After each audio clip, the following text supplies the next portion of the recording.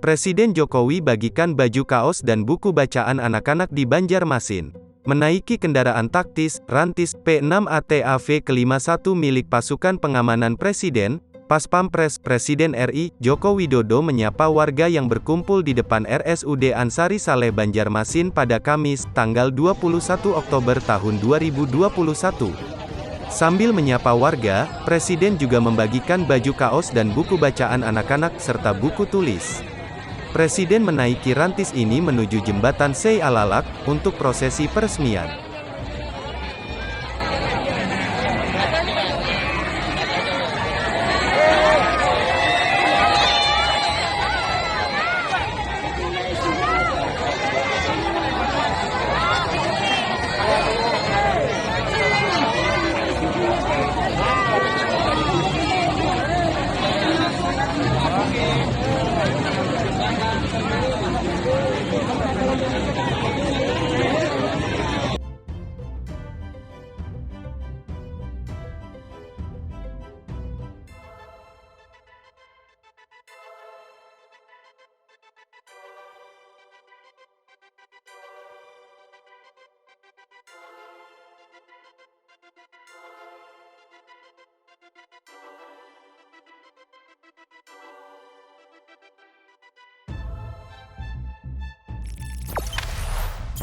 Jangan lupa subscribe, share, komen, dan like ya.